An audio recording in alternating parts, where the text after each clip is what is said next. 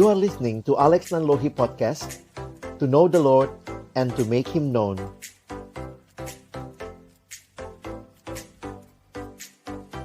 Selamat pagi, teman-teman yang dikasihi dalam Tuhan Yesus Kristus. Selamat tahun baru buat kita sekalian.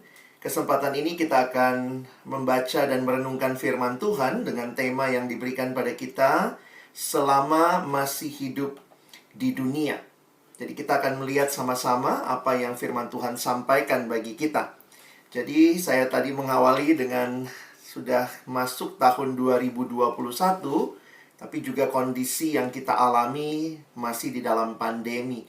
Nah, saya ingin mengajak kita melihat bagaimana sebagai orang percaya dari apa yang firman Tuhan sampaikan bagi kita pagi ini bisa juga menghadapi berbagai pergumulan yang ada. Saya mulai dengan sebuah kutipan yang mengatakan Christianity isn't a religion. It's a relationship with God through Jesus Christ. Kekristenan bukan sekadar agama yang berisi segala macam ajaran, aturan, ritual, tetapi adalah sebuah relasi yang hidup dengan Allah. Relasi yang mengenal Allah. Dan bagi kita, kalau kita melihat apa yang disampaikan dalam pesan firman Tuhan pagi ini, kita melihat juga dalam 2 Petrus ini, 2 Petrus pasal pertama ayat 12-15, bagaimana kehidupan jemaat yang waktu itu disurati oleh Rasul Petrus, bagaimana mereka juga dirindukan oleh Petrus semakin mengenal Allah. Nah, ini juga yang mungkin teman-teman sudah bahas dalam waktu-waktu sebelumnya. Yang menarik adalah di dalam surat ini, Rasul Petrus yang sudah semakin tua menjelang akhir hidupnya menuliskan surat ini kepada jemaat mula-mula. Ya, mari kita lihat sama-sama 2 Petrus pasal pertama. Kita akan membaca di dalam ayat yang ke-12 sampai dengan ayat yang ke-15. Saya sudah tampilkan ayatnya, teman-teman bisa mengikuti di screenmu masing-masing. Saya bacakan buat kita. Karena itu, aku senantiasa bermaksud mengingatkan kamu akan semuanya itu, sekalipun kamu telah mengetahuinya dan telah teguh dalam kebenaran yang telah kamu terima. Aku menganggap sebagai kewajibanku untuk tetap mengingatkan kamu akan semuanya itu, selama aku belum menanggalkan kemah tubuhku ini. Sebab aku tahu bahwa aku akan segera menanggalkan kemah tubuhku ini, sebagaimana yang telah diberitahukan kepadaku oleh Yesus Kristus Tuhan kita. Tetapi aku akan berusaha supaya juga sesudah kepergianku itu kamu selalu mengingat semuanya itu. Mari kita berdoa sekali lagi. Kami telah membaca firman-Mu ya Tuhan. Kami berdoa bukalah hati kami. Jadikan hati kami seperti tanah yang baik. Supaya setiap kebenaran boleh kami pahami dan kami hidupi di dalam keseharian kami. Berkati hamba-Mu yang menyampaikan, setiap kami yang mendengar. Tolong kami semua Tuhan, bukan cuma jadi pendengar firman yang setia, tapi mampukan dengan kuasa Roh-Mu yang kudus, kami dimampukan menjadi pelaku-pelaku firman-Mu di dalam hidup kami, di dalam masa muda kami. Dalam nama Tuhan Yesus, Sang Firman yang hidup, kami menyerahkan pemberitaan firman-Mu. Amin. Teman-teman yang dikasihi Tuhan, sekali lagi kalau kita memperhatikan apa yang kita baca ini, nampaknya Rasul Petrus di akhir hidupnya punya sebuah kerinduan bagi jemaat yang dia surati. Karena itu kalau kita ingat bahwa Petrus menulis 2 surat ya. Surat 1 Petrus dan surat 2 Petrus. Dan tema secara umum dari kedua surat ini adalah bagaimana mengikuti Kristus. Bagaimana menjadi murid Kristus di tengah-tengah dunia yang tentunya tidak selamanya bersahabat dengan orang-orang percaya. Dunia yang membenci, dunia yang bahkan menganiaya orang-orang Kristen. Apa sih ancaman yang terjadi ketika Petrus menuliskan suratnya? Pada masa itu, waktu Petrus menuliskan suratnya, minimal ada 2 ancaman. Pertama, ada ancaman dari luar gereja. Jadi ada gereja di Asia kecil pada waktu itu, Asia Minor, itulah yang disurati oleh Rasul Petrus. Kita melihat bagaimana ada ancaman. Pertama, dari luar ada penganiayaan dari pihak-pihak yang memiliki kebencian terhadap Tuhan Yesus dan para pengikutnya. Yang menarik, yang mereka sebel gitu ya, yang mereka tidak suka dari hidup orang percaya justru karena kehidupan mereka yang saleh. Hidup yang takut akan Tuhan, hidup yang menjauhi dosa. Jadi ada orang-orang, pihak-pihak, secara khusus pada waktu itu tentunya orang Yahudi, dan juga penguasa Romawi. Ancaman dari luar bentuknya penganiayaan karena tidak suka dengan orang-orang percaya. Tapi juga ada ancaman dari dalam. Ancaman dari dalam ini berupa pengajaran sesat yang pada masa itu juga merusak kehidupan iman orang percaya. Jadi kalau nanti teman-teman mendalami surat 1 Petrus, itu lebih khusus bicara penderitaan penganiayaan. Nanti waktu membaca 2 Petrus, itu lebih khusus membahas tentang hati-hati terhadap ajaran sesat. Ajaran sesatnya apa? Nampaknya ada yang mengajarkan bahwa Tuhan belum datang juga. Katanya Tuhan mau datang kembali kedua kali. Toh sampai sekarang belum datang. Lalu kemudian Petrus memberikan penjelasan tentang hal ini. Bahwa Tuhan tidak akan lalai menepati janjinya. Pasti akan digenapi. Bukan di dalam waktu kita, tetapi di dalam waktunya Tuhan. Jadi kalau kita melihat di tengah-tengah ancaman berbagai hal yang terjadi ini, Rasul Petrusnya makin tua, dia pun menyadari nggak lama lagi hidupnya. Apa yang menjadi nasihatnya Petrus? Dia mengajak jemaat untuk tetap fokus kepada Kristus. Terus berfokus kepada Tuhan. Tentunya dalam pergumulan ada saja penderitaan, ancaman, tantangan, rintangan. Tetapi Petrus mengajak untuk ayo fokus kepada Tuhan. Dan perhatikan, Petrus ini berjuang mati-matian selama dia hidup ya. Kalau teman-teman melihat kalimat yang muncul di ayat yang kita baca tadi. Nah ini, Kak Alex kasih highlight-nya ya. Lihat, berulang kali Petrus bilang, aku mau ingetin kamu.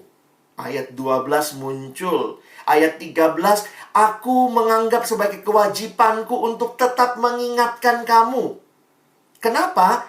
Nah ini alasannya ya, kamu semua selama aku belum menanggalkan kemah tubuhku. Nah ini bicara bahasa kematian, aku nanti akan mati begitu ya. Tapi selama aku hidup, kata Petrus, aku akan ingetin kamu, ingetin kamu. Ayat 15, aku akan berusaha. Wah ini lebih luar biasa lagi ya. Akan berusaha supaya juga sesudah kepergianku, kamu selalu mengingat. Buktinya apa? Petrus tulis surat. Petrusnya kan sudah mati teman-teman ya. Kita pun sekarang mendapat suratnya. Supaya apa? Supaya kamu mengingat semuanya itu. Jadi waktu Kak Alex perhatikan ya, ayat-ayat ini menarik sekali. Petrus begitu punya beban besar kepada jemaat, ingetin mereka. Ingetin mereka, bahkan kalau nanti aku pergi, kata Petrus, aku pun akan berusaha supaya kamu tetap ingat. Makanya dia tulis surat, begitu ya teman-teman ya. Saya membayangkan seperti seorang bapak yang sedang menasehati anaknya. Ingat ya nak, ingat ya. Wah ini jadi menarik nih ya.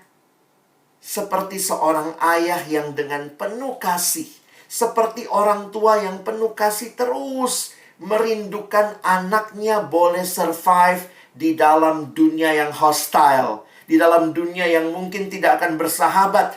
Ayo anakku, teruslah kamu fokus kepada Tuhan. Teruslah kamu berdiri teguh. Jadi kalau teman-teman memperhatikan ya, selama Petrus hidup, usahanya adalah supaya jemaat yang dia kasihi seperti anak-anak rohaninya sendiri dia rindu mereka boleh diingatkan. Nah, yang menjadi pertanyaan, apa sih yang diingatkan oleh Rasul Petrus? Nah, ini teman-teman sebenarnya sudah bahas minggu-minggu sebelumnya. Kak Alex hari ini akan merekap aja. Apa sih yang begitu kuat Petrus ingatin? Ayo ingat, ayo ingat. Nah, di dalam bacaan kita ayat 12 tadi, nah ini kan mengekspos ayatnya ya. Teman-teman perhatikan, kalau di dalam Alkitab ada kata karena itu, berarti karena yang mana? Harus naik ke atasnya ya, karena bagian sebelumnya. Karena itu aku senantiasa bermaksud mengingatkan kamu. Apa sih yang Petrus mau ingatkan mereka? Yang menarik adalah ternyata apa yang mau diingatkan itu mereka juga sudah tahu. Jemaat sudah tahu. Makanya Petrus mengatakan, sekalipun kamu telah mengetahuinya dan telah teguh dalam kebenaran yang telah kamu terima. Jadi Petrus mengingatkan jemaat tentang sesuatu yang mereka sudah tahu, mereka sudah menghidupinya, tetapi Petrus mau tetap meneguhkan mereka. Petrus mau tetap mendorong mereka untuk paham betul ini hal yang penting. Alex suka bayangkan begini ya, teman-teman, hal yang penting kadang-kadang memang kita nggak sadar ya, gampang lupanya. Karena itu setiap kali, misalnya teman-teman naik pesawat terbang. Kalau kita naik pesawat terbang, nggak peduli kamu sudah naik pesawat terbang 1000 kali kek, 10.000 kali kek. Tapi setiap kali pesawat sebelum terbang ada petunjuk, peringatan, bagaimana cara menggunakan sabuk pengaman, bagaimana cara menggunakan life jacket pelampung, bagaimana dalam kondisi darurat. Jadi ada hal-hal penting yang perlu diingatkan terus-menerus. Udah tahu, udah tahu, tapi perlu diingatkan supaya kamu semakin teguh. Nah, ini jadi menarik untuk kita perhatikan. Apa sih yang Petrus ingatkan kepada jemaat? Ingat loh, apa yang kamu sudah alami. Nah, kita masuk ke ayat sebelumnya. Nah, saya jadi mengulang deh sedikit yang sudah dibahas minggu-minggu yang lalu. Karena ini jadi bagian yang menarik dalam urutan apa yang kita baca. Tadi kita mulai dari ayat 12 ya. Karena itu. Nah, sekarang Kak Alex mau kita naik nih. Mulai dari ayat 3 sampai 11 sebelum masuk ayat 12 tadi ya. Apa sih yang Petrus ingatkan? Nah, kita lihat sebentar ya. Ini bagian yang menarik di ayat yang ketiga dan di ayat yang keempat. Di ayat yang ketiga dan ayat yang keempat dikatakan, karena kuasa ilahinya telah menganugerahkan kepada kita segala sesuatu yang berguna untuk hidup yang saleh. Oleh pengenalan kita akan Dia yang telah memanggil kita oleh kuasanya yang mulia dan ajaib. Teman-teman, apa sih yang dibicarakan di ayat 3? Apa yang dibicarakan di ayat 3, di ayat 4 ini sebenarnya bicara karya keselamatan. Masih ingat panggilan Tuhan buat kita? Tuhan memanggil kita keluar dari kegelapan, masuk ke dalam kehidupan yang baru. 1 Petrus 2 ayat 10 nanti teman-teman bisa baca ya. Kamu dipanggil keluar dari kegelapan. Jadi perhatikan ya, di ayat 3 dan 4 apa yang diingatkan oleh Petrus. Petrus mengingatkan tentang karya keselamatan. Ini adalah anugerah Allah semata-mata. Makanya lihat ayatnya tadi ya. Karena kuasa ilahinya telah menganugerahkan kepada kita. Lalu ayat 4. Dengan jalan itu ia telah mengaruniakan kepada kita janji-janji yang berharga. Ini bicara tentang karya keselamatan adalah anugerah Allah semata. Bukan karena perbuatan baik kita. Jadi kalau kita merenungkan lagi tentang keselamatan, wah orang Kristen mah masa sih diingetin lagi soal keselamatan? Pagi ini Kak Alex mau ikutan sama Rasul Petrus. Kamu sudah tahu? Oke, saya ingetin lagi. Selama hidup seperti Petrus, karya keselamatan adalah anugerah Allah semata, bukan karena perbuatan baik kita. Karena ternyata banyak orang yang berpikir loh, bahwa keselamatan itu adalah apa yang saya lakukan. Tidak. Keselamatan di dalam kekristenan berbeda dengan semua agama yang lain. Karena semua agama bicara apa yang saya lakukan supaya saya selamat. Tetapi penjelasan yang disampaikan baik oleh Rasul Petrus, baik nanti kalian baca tulisannya Rasul Paulus, sama. Keselamatan itu bukan apa yang saya lakukan bagi Tuhan. Bukan apa yang kita lakukan bagi Tuhan. Tapi apa yang Kristus lakukan bagi kita. Menarik ya? Ini beda banget. Karena itu di dalam semua agama yang lain, siapa juru selamatnya? Oh, saya. Karena saya melakukan sesuatu supaya selamat. Berarti saya juru selamatnya. Tapi kekristenan bicara apa yang Kristus lakukan buat kita. Kenapa? Karena Yesus juru selamatnya. Jadi di sini sangat berbeda. Sekali lagi kalau kalian lihat ayatnya ya. Karena kuasa ilahinya telah menganugerahkan kepada kita segala yang berguna untuk hidup yang saleh. Teman-teman perhatikan ya. Kalau agama lain berbicaranya bagaimana? Kamu harus hidup saleh supaya selamat. Kristen enggak. Kekristenan berbicara kita selamat bukan karena kehidupan kita yang saleh. Tapi kita diselamatkan. Perhatikan kalimatnya yang Kak Alex garis bawahi. Kita diselamatkan di ayat 3 mengatakan untuk hidup yang saleh. Jadi beda banget. Yang satu keselamatan usaha saya juru selamatnya.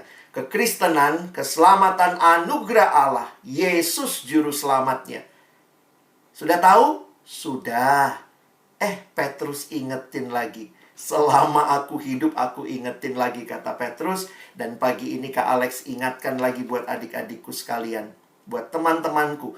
Ingatlah, keselamatan kita adalah anugerah Tuhan. Tapi bukan berhenti setelah diselamatkan selesai, ya. Kita sudah belajar juga. Lihat nih, ayat berikutnya. Ayat 5, 6, 7.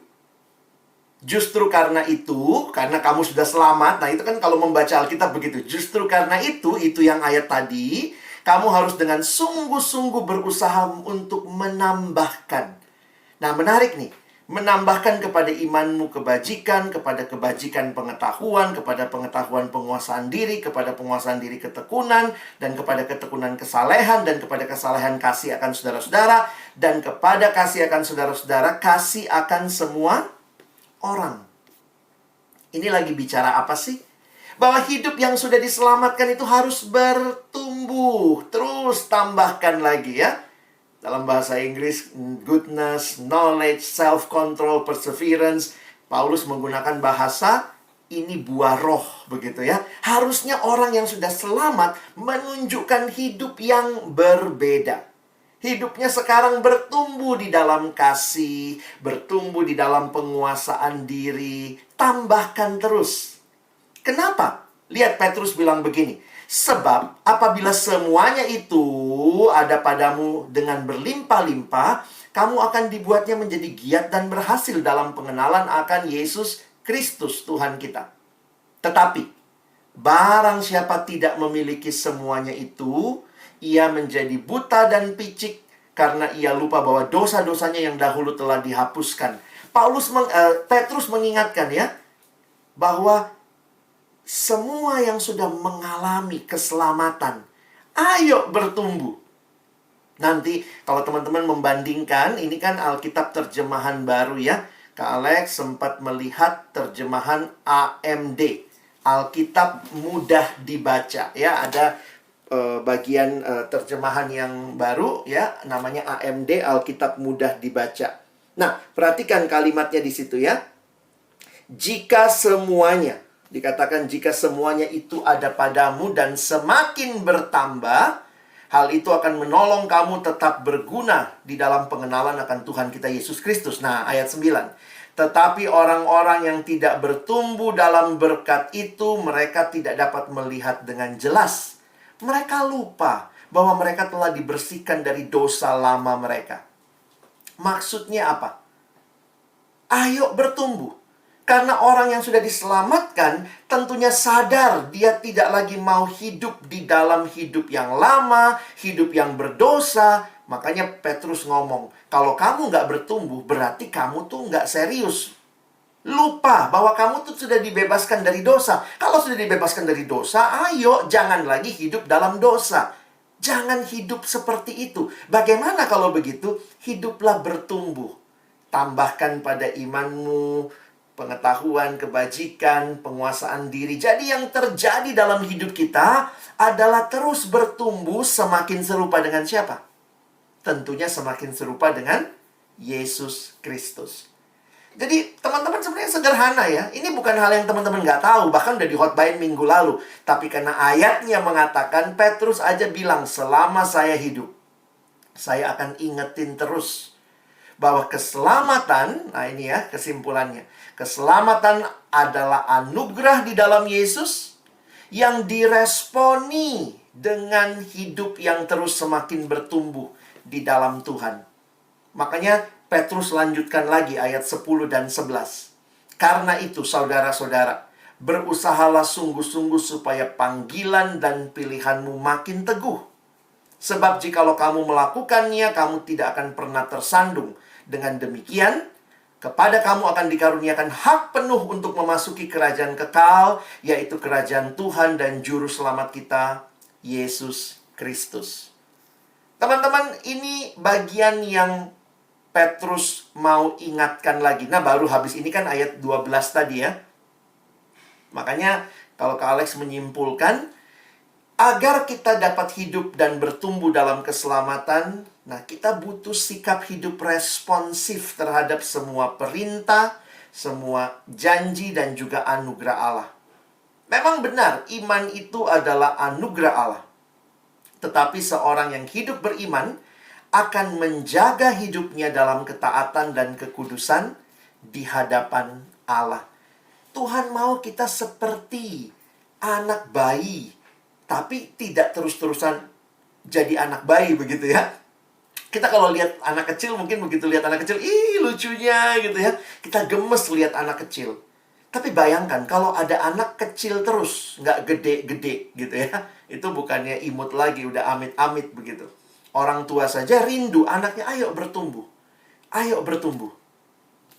Selama Petrus hidup, dia rindu jemaat diselamatkan dan bertumbuh.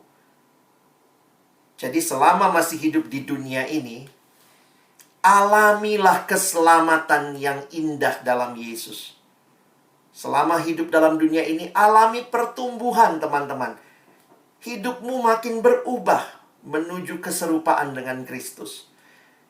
Baru tahu hal ini? Oh, pasti tidak. Kalau kalian ikut kebaktian, rajin ikut ibadah, ikut sekolah minggu dulu, sekarang ikut remaja, ikut connection. Teman-teman, ini bukan hal yang baru. Tapi saya melihat keseriusan Rasul Petrus. Ingetin lagi. Jadi karena itu Kak Alex pagi ini tegesin lagi ya. Selamat, yes, dalam Yesus. Tapi harus bertumbuh. Sekali lagi, kekristenan bukan sekadar agama, tapi relasimu dengan Yesus yang membawa engkau makin mengerti apa yang jadi rencananya dalam hidupmu. Teman-teman, kita sudah masuk tahun 2021. Apa sih yang Tuhan mau buat kita selama kita hidup? Tuhan masih kasih kita kehidupan. Memang betul, pandemi ini sangat menyedihkan ya. Banyak hidup yang hilang, banyak orang yang meninggal. Tapi paling tidak kita mesti melihat ya, Tuhan kenapa aku masih hidup ya? Tuhan, kalau saya masih hidup saat ini, Tuhan punya rencana apa? Saya rindu kita kenal siapa Yesus. Kita alami keselamatan, buka hatimu, terima Dia dalam hidupmu. Alamilah keselamatan yang adalah karya anugerah Allah. Percaya kepada apa yang Yesus lakukan bagimu, bukan apa yang kamu lakukan. Karena keselamatan kita adalah anugerah Allah. Tapi bukan berhenti sampai di situ, ya. Selanjutnya Kak Alex rindu kita mengalami komitmen untuk bertumbuh. Jelas ada komitmen. Kenapa? Karena keselamatan anugerah Allah, tapi pertumbuhan Tuhan berikan melalui berbagai respon kita. Keselamatan tidak ada bicara usaha kita. Tetapi kalau bicara pertumbuhan, pertumbuhan itu adalah anugerah Allah yang diberikan di dalam respon yang kita berikan juga. Jadi sama, saya suka mikir begini ya. Bayangkan ya kalau teman-teman misalnya sakit kepala, terus beli obat sakit kepala, tapi cara pakainya bagaimana? Jangan kamu beli obatnya, kamu taruh di bawah bantal, taruh di bawah kepalamu. Oh ya udah, saya sudah pakai obatnya, saya taruh di bawah bantal. Kamu nggak akan sembuh sakit kepalanya.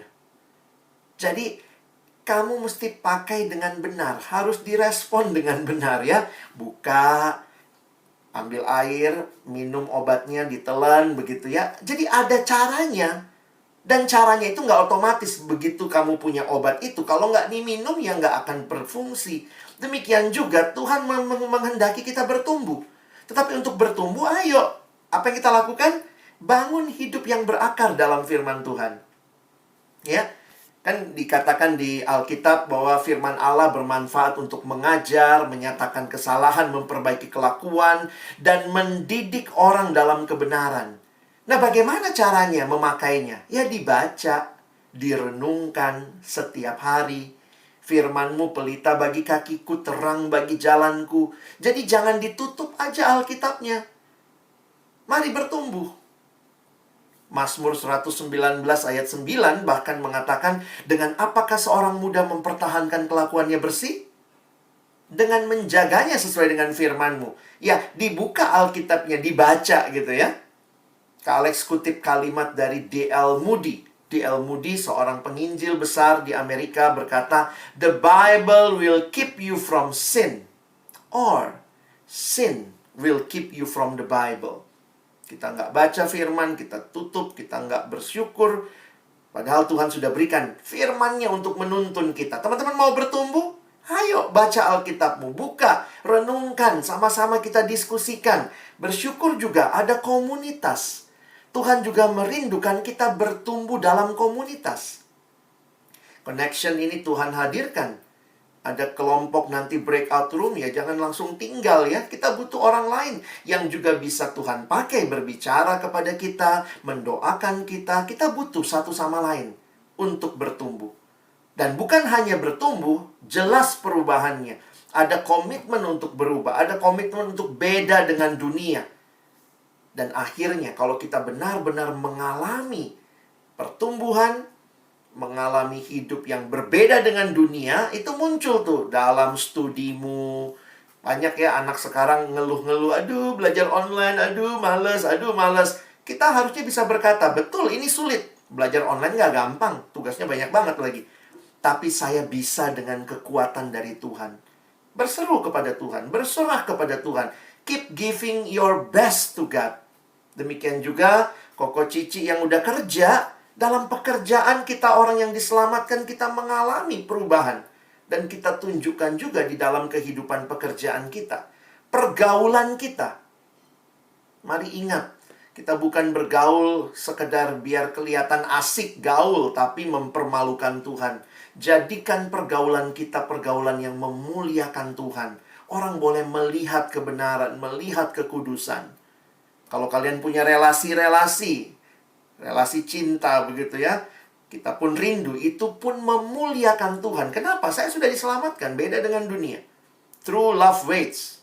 Ada kalimat kecil di bawah. Save it until marriage. Dan akhirnya juga kita rindu ya, rumah tangga Kristiani. Tadi saya lihat ya, kita ada doa bersama segala hal. Ya, mari kita lakukan ya, bersama dengan keluarga di wilayah kita. Kita rindukan benar-benar mengalami perubahan bersama. Kan masih banyak waktu di rumah nih ya.